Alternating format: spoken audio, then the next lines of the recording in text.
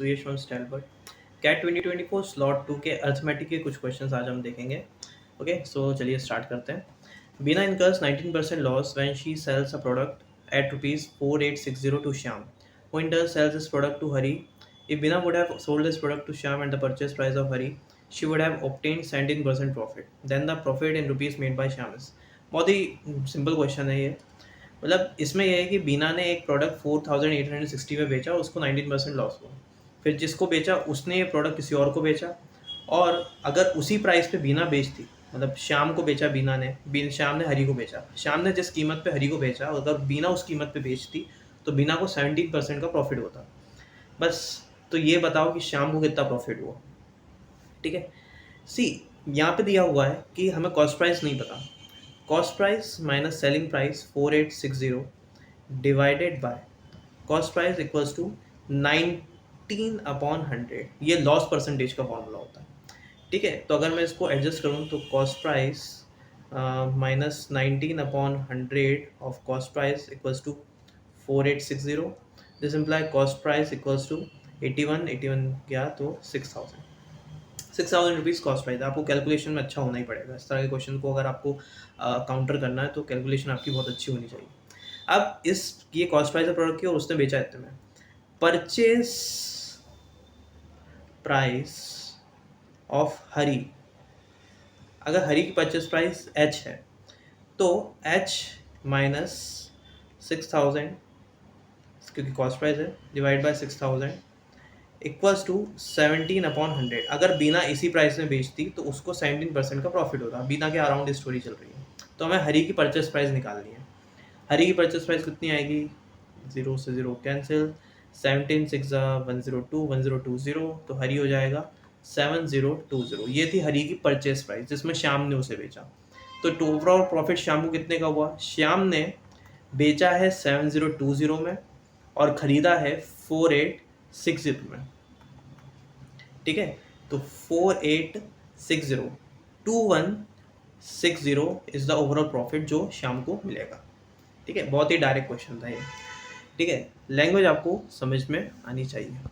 ठीक है, next question पे जाते हैं। A fruit seller has a stock of mangoes, bananas and apples at least one fruit of each type. At the beginning of the day, the number of mangoes makes up 40% of his stock. That day, he sells half of the mangoes, 96 bananas, and 40% of the apples. At the end of the day, he ends up selling 50% of the fruits. The smallest possible total number of fruits in the stock at the beginning of the day is। Language में बस ऐसा लग रहा है, बाकी question बहुत easy है। देखो, total fruits in stock BS। Stock में टोटल फ्रूट जो है वो है S। ठीक है, मैंगो कितने हैं? 40% ऑफ S, मतलब 2/5S ये है मैंगोस। ठीक है, अब उसने क्या बोला कि एक दिन उसने आधे मैंगोस, मतलब 1/2 इंटू 2/5S, मतलब 1/5S इतने मैंगोस, 96 बनानास और 40% एप्पल्स। 40% एप्पल मतलब अगेन 2/5 एप्पल्स बेचे। मतलब उसने कुछ 50% ऑफ द स्टॉक उसका खाली हो गया, तो बचा कितना? 50%, मतलब S/2। हमारा आंसर इसी इक्वेशन में है, बस ये इक्वेशन हमारा आंसर है एक्चुअल में। देखिए ध्यान से, 96 plus 2/5A equals to S/2 minus S/5। इसको कैसे लिख सकता हूँ? S5 minus 2 divided by 10 equals to 96 plus 2/5A। ठीक है, क्या हो गया? 96 plus 2/5A equals to 3/10S। 960 plus 4A equals to 3S। S कितना हो गया? 320 प्लस 4/3A। अब क्वेश्चन में सवाल ये है, सॉरी सवाल में ट्विस्ट ये है कि A जो है वो कितना है, क्योंकि यहाँ पे A ध्यान से देखिए, A जो है वो उसको 3 का मल्टीपल होना चाहिए और A जो है उसको 5 का भी मल्टीपल होना चाहिए। सपोज आपने A की वैल्यू को कंसिडर कर ली, 10 कंसिडर कर ली, तो यहाँ तो ऑफकोर्स 4 एप्पल्स हो जाएंगे, पर यहाँ पे क्या 8 3 का मल्टीपल होगा? नहीं। किसी को आप 1.2 एप्पल 6.2 एप्पल थोड़ी ना दोगे, उसको एक एप्पल दोगे या 2 एप्पल दोगे। तो ये जो वैल्यू है ए की वो लीस्ट मल्टीपल होना चाहिए 3 का भी और 5 का भी। यही बात आपको समझनी थी।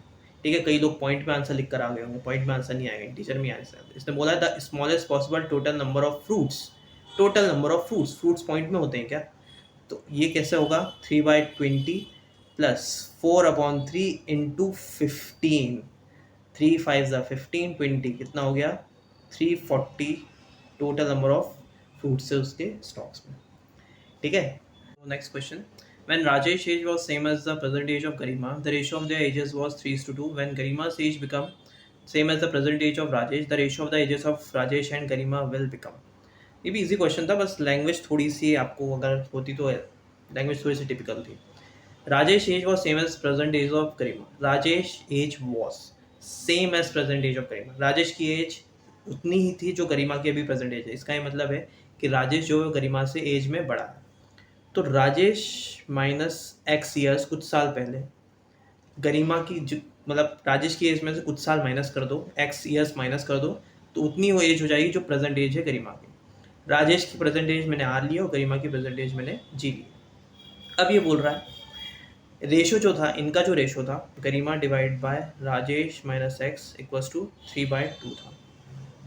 The ratio of the ages was 3:2. When Garima's age become same as present age of Rajesh, the ratio of age of Rajesh and Garima will become.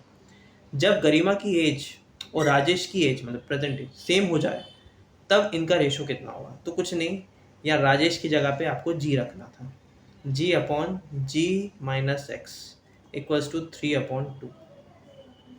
That's it.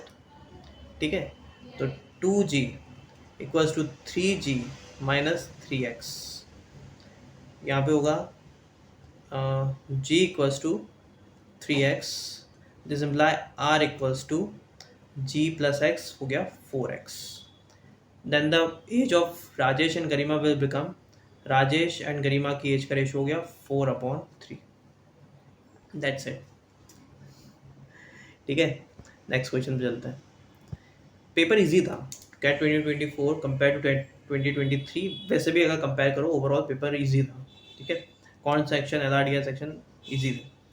ठीक है, a company has 40 employees whose names are listed in certain order. In year 2022, the average bonus of the first 30 employees was rupees 40,000 and the last 30 employees was rupees 60,000 and the first 10 and last 10 employees together was rupees 50,000.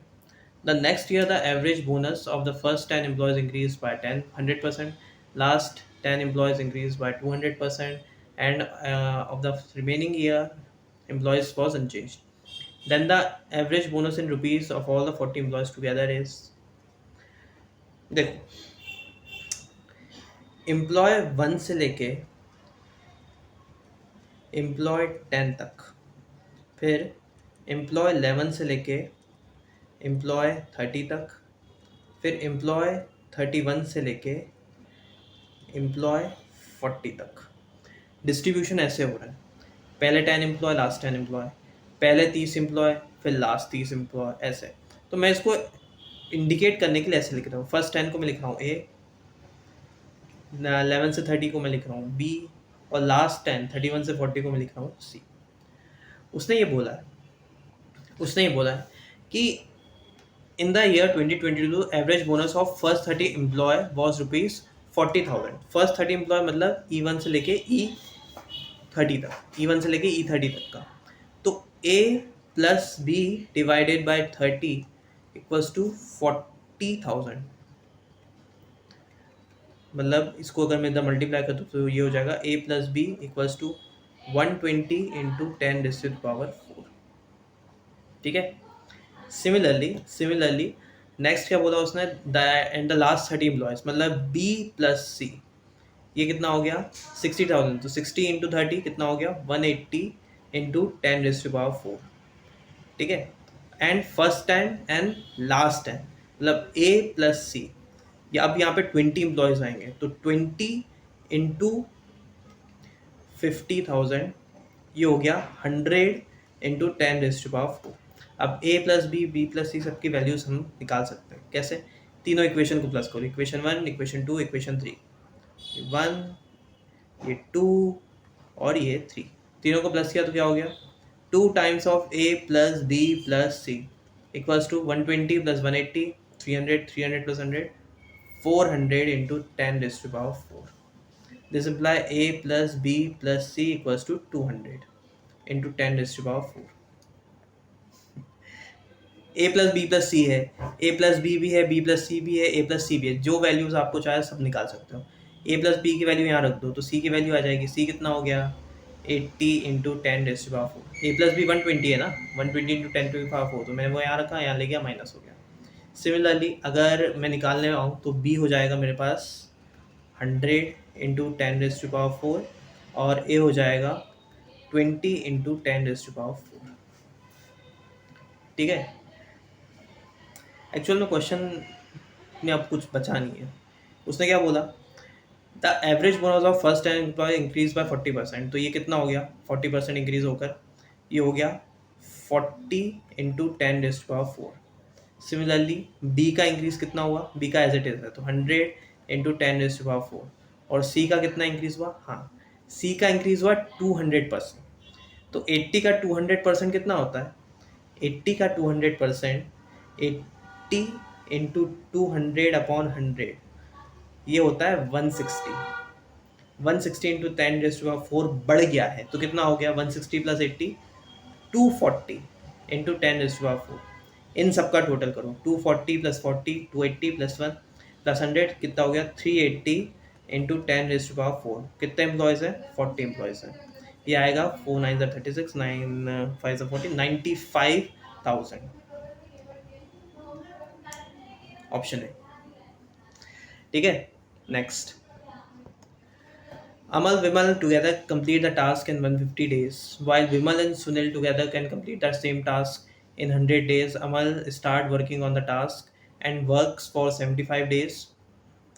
Then Vimal takes over and works for 135 days. Finally, Sunil takes over and completes the remaining task in 45 days. If Amal had started the task alone and worked on all days, Vimal had worked on every second day, Sunil had worked on every third day, then the number of days required to complete the task would have been. Question थोड़ा सा बड़ा है, ये वाला question थोड़ा सा बड़ा है, पर ये क्वेश्चन टिपिकल नहीं है, टफ नहीं है, आसान है. लेंदी है पर आसान है. देखो, अमल और Vimal can complete the task in 150 days. ठीक है. Vimal and Sunil together can complete in, Vimal और सुनील इस टास्क को 100 डेज में कंप्लीट कर देंगे. ठीक है. अच्छा, इन दो इक्वेशन से मैं एक बात और निकाल सकता हूँ, 1 अपॉन सुनील, मतलब सेकंड इक्वेशन को फर्स्ट इक्वेशन से अगर मैं माइनस कर दूँ तो आएगा 1 अपॉन सुनील माइनस 1 अपॉन अमल. ये आएगा कितना, 1 अपॉन 100 माइनस 1 अपॉन 50, 1 अपॉन 150 तो 2 अपॉन 150, 3 और 3, 1 अपॉन 100, 300 सॉरी. ठीक है. कैलकुलेशन में थोड़ा फास्ट होना पड़ेगा. ठीक है, अगर आपको कैट के पेपर आप कर रहे हो तो ठीक है, फटाफट होना चाहिए. नेक्स्ट लेग में क्या दिया है कि Amal start working task and work for 75 days. 75 days Amal ने काम किया, उसके बाद 135 डेज विमल ने काम किया, और उसके बाद बचे हुए 45 दिन में काम ख़त्म कर दिया किसने, सुनील ने. तो सुनील भाई साहब ने काम ख़त्म कर दिया. वर्क डन को हम लिखते हैं 1. ठीक है. ये जो इक्वेशन है इसको मैं ऐसे भी लिख सकता हूँ, 75 upon S minus 75 upon A, both side 75 से मल्टीप्लाई कर रहा हूँ, equals to 75 into divided by 300, मतलब 1 अपॉन 4. इस 75 से इधर भी मल्टीप्लाई किया बट 75 4 से 300 होता है तो मैंने कट कर दिया. ये है हमारी इक्वेशन. चलो मैं इसको इक्वेशन 1 लिख रहा हूँ और ये है इक्वेशन 2. इक्वेशन 1 और इक्वेशन 2 को अगर आप ऐड कर दो, अगर आप इक्वेशन 1 और इक्वेशन 2 को ऐड कर दो, देखना अमल और ये अमल का टाइम कट हो जाएगा. हमारे पास बचेगा क्या, 135v plus 45 plus 75, 120s equals to 1 plus 1 upon 4 equals to 5 upon 4. ठीक है. मैंने कुछ नहीं किया, एडिंग 1 एंड 2, 1 एंड 2 को ऐड किया तो मुझे मिल गया ये. ठीक है. इसको हम फर्दर, आप अगर इसको 520, 57, 27, 524, 5 से गया तो ये बचा, ठीक है। तो ये कुछ हो जाएगा 9, 15, 15 9 ज़ा 135, 15 8 ज़ा, हाँ। तो 15 से बोथ साइड डिवाइड कर दो, 9/v plus 8/s equals to 5 से 1/12। 15 से बोथ साइड मैंने डिवाइड कर दिया, ठीक है। ये एक इक्वेशन आ गई। और दूसरी इक्वेशन क्या है, विमल और सुनील की एक और इक्वेशन है हमारे पास, 1/v plus 1/s equals to 1/100। Both side 9 से मल्टीप्लाई कर दो तो 9/v plus 9/s equals to 9/100, ठीक है। इन दोनों को, इस इक्वेशन को इस इक्वेशन से अगर आप सब्ट्रैक्ट करो 3 और ये समझ हो गई 4, चलो तो 3 माइनस 4 ये कितना हो गया, 1/s equals to 9/100 minus 1/12, 9/100 minus 1/12, 100 100 1200, यहाँ पे 1200, 108, 8/1200 मतलब 1/s आएगा कुछ 1/150, ठीक है। इसको मैं ऐसे भी लिख सकता हूँ 2/300। मैं क्यों लिख रहा हूँ अभी बताता हूँ। अगर मेरे पास 1/150 आया मतलब ये हो गया 2/300, इसका ये मतलब है कि मुझे अब ए की वैल्यू निकल जा के आ सकती है। इस इक्वेशन आप अगर रखो तो 2/300 माइनस 1/300 कितना हो गया, ए की वैल्यू हो गई 1/300, ठीक है। सिमिलरली ए की वैल्यू 1/300 है, एस की वैल्यू 2/300 है, और हमारे पास ए की और एस की वैल्यू आ गई। विमल की वैल्यू, अब इसको अगर आप ये पहली इक्वेशन में अगर आप पुट कर दोगे तो आ जाएगा आपके पास विमल की वैल्यू, जो कि वो भी आएगी, विमल की वैल्यू भी आएगी 1/300, ठीक है। पॉज दिस वीडियो, ये नोट करो, उसके बाद हम आगे बढ़ते हैं, ठीक है। तो हमें क्या पता चला, हमें पता चला अमल जो है वो 1/300 काम करता है, विमल जो है वो भी 1/300 यूनिट्स काम करता है, और सुनील जो है वो 2/300 काम करता है।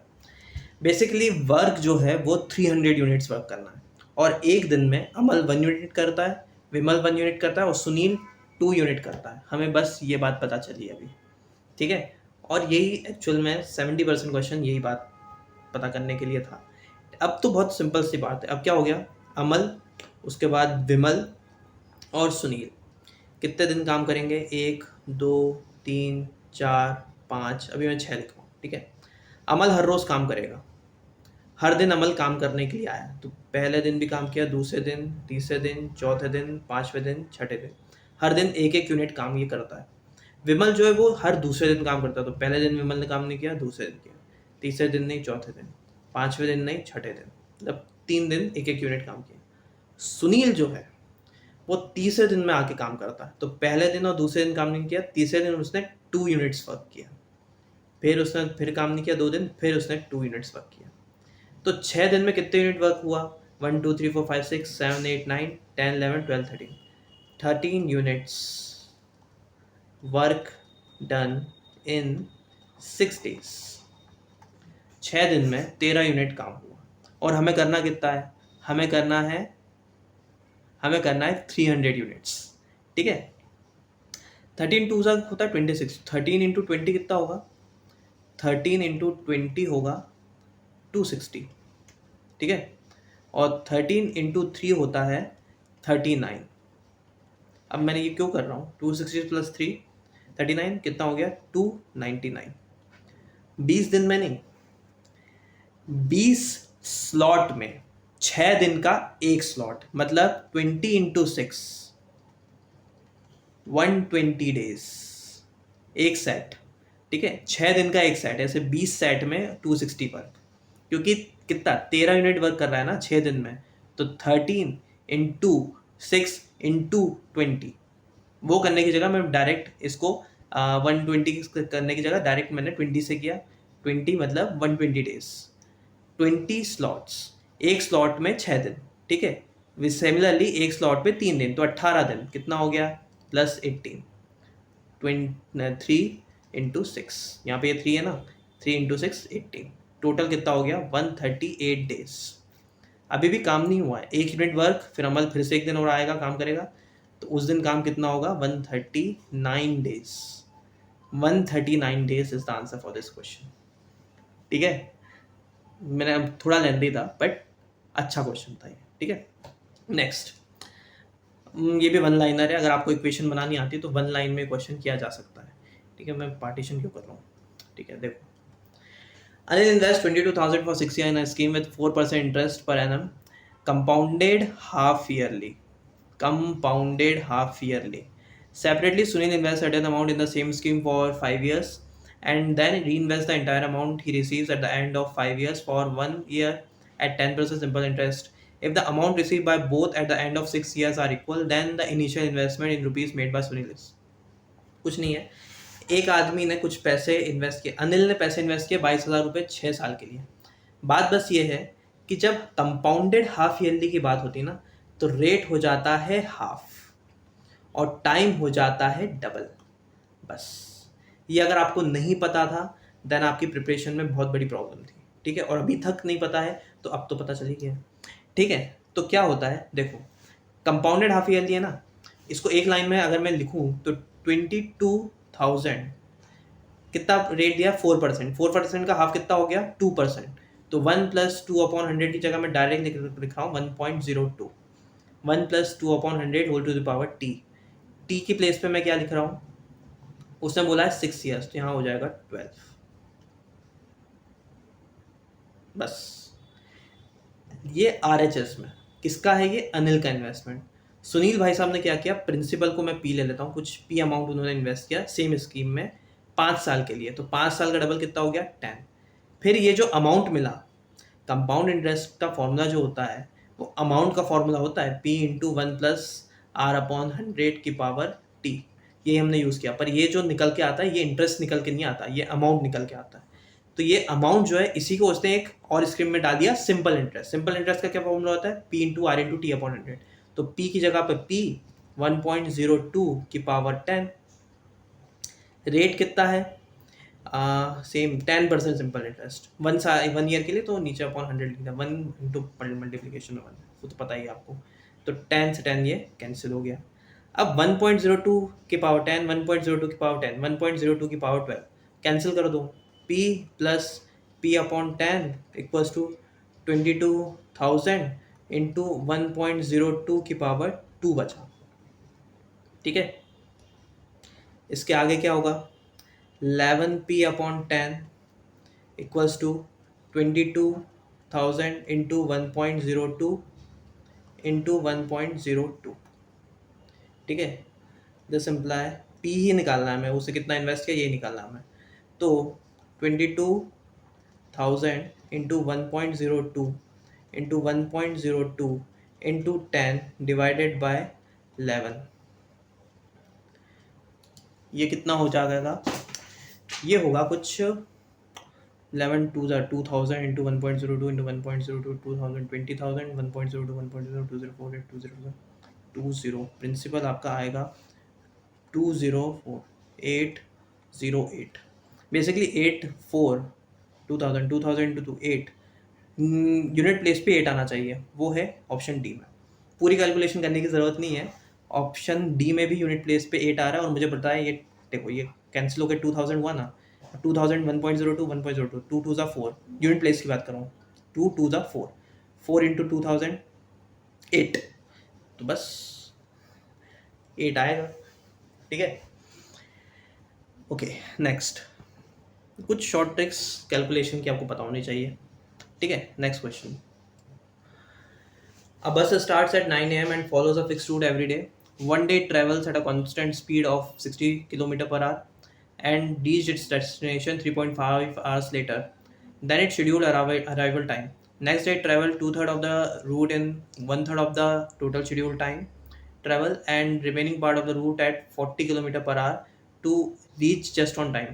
The scheduled arrival time of the bus is, बस का scheduled arrival time कितना है, देखो क्या है भाई, सिंपल सी बात है, 60 किलोमीटर अपना speed equals to distance upon time, तो 60 equals to distance upon time कितना, 3.5 आवर्स ज़्यादा ले रहा है, तो 3.5 आवर्स को मैं ऐसे भी लिख सकता हूँ 7/2। 7/2 3.5 ही होता है, पर मुझे पॉइंट में ना लिख के मैंने ऐसे लिख लिया 7/2। नेक्स्ट लेग में क्या बोल रहा है, नेक्स्ट लेग में बोल रहा है it travel one third of its route in one two third of its route in one third of its time. तो time equals to distance upon speed होता है ना, तो one third of the time में two third of the route इसने distance इसने travel किया next day of its route total schedule time and the remaining part और कुछ ऐसे स्पीड से। ठीक है, अभी हमें स्पीड नहीं पता और हमें स्पीड टू बी ऑनेस्ट पता करनी भी नहीं होगी। ठीक है, तो इसको मैं लिख सकता हूँ 3 से 3 गया, this imply T equals to 2d upon S. ठीक है, next total schedule and the remaining part of the route at 40 kilometre पर hour to reach just on time. Remaining part of the route उसने क्या travel किया है 40 kilometre पर our, तो मतलब रिमेनिंग पार्ट कितना, one third of the distance T. Time T है, हर रोज वो टी टाइम पे पहुंचना चाहिए उसको। एक दिन 60 किलोमीटर की रफ्तार से 3.5 आवर्स ज़्यादा लग गए। अब यहाँ पे one third of the time उसने 2/3 की स्पीड से करा, तो रिमेनिंग टाइम कितना बचा, two third of the time. One third plus two third होता है कितना, 3/3 1 टी। ठीक, तो one third of the time ये उसने ट्रेवल किया एट द स्पीड ऑफ 40।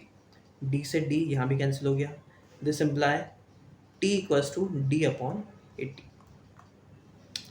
ठीक है, हमें निकालना क्या है, हमें निकालना है टाइम।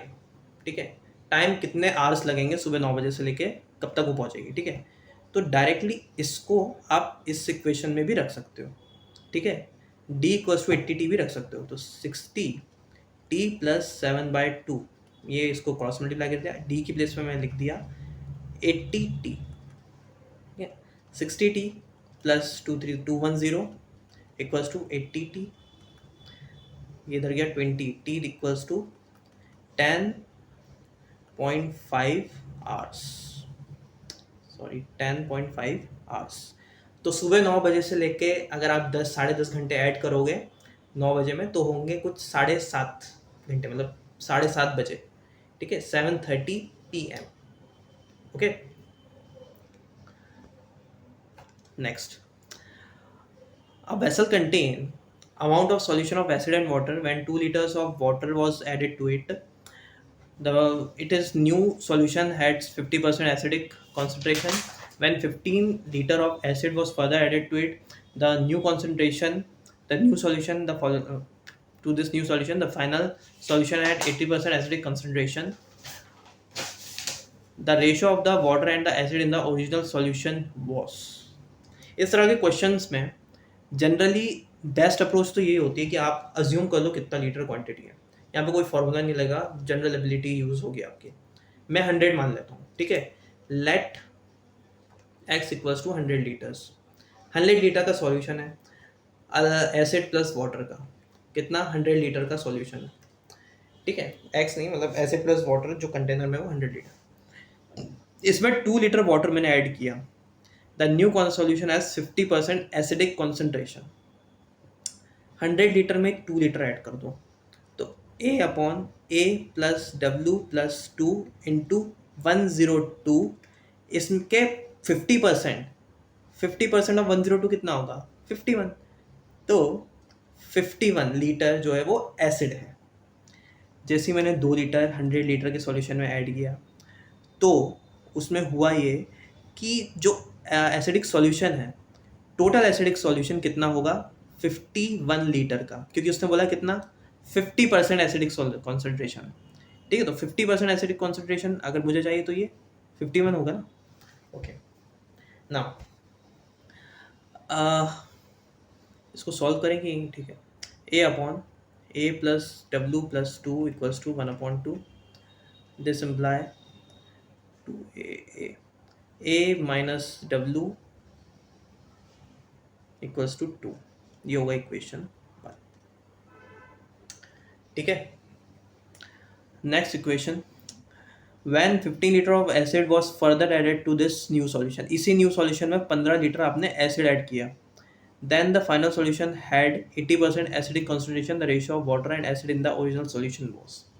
इसी में 15 लीटर एसिड डाल दो, तो A plus 15 divide by A plus water plus, ये 2 लीटर था ना, 15 और हो गया तो हो गया 17 इसमें भी 102 की जगह होगा क्या, 15 ऐड कर दो तो 117. देन द फाइनल सॉल्यूशन है 80% एसिडिक कॉन्सेंट्रेशन. 80% इस पूरे का 80%. तो 80% को हम 4/5 परसेंटेज टू रेशियो कन्वर्जन में भी हम लोग लिख सकते हैं 4/5. तो 4/5 ऑफ 117, 80% ऑफ 117. ओके ठीक है.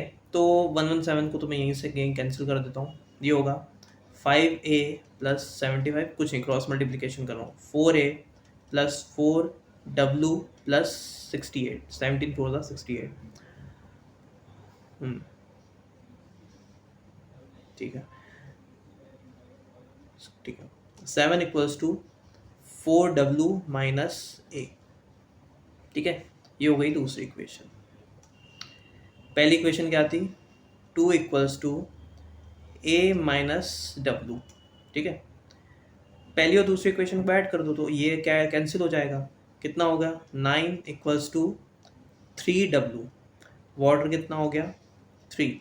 वाटर 3 है तो एसिड कितना होगा, एसिड हो गया 5. क्या पूछ रहा है वो, what is the ratio of water and acid in the original. Water and acid का 3:5 ऑप्शन है. ठीक है.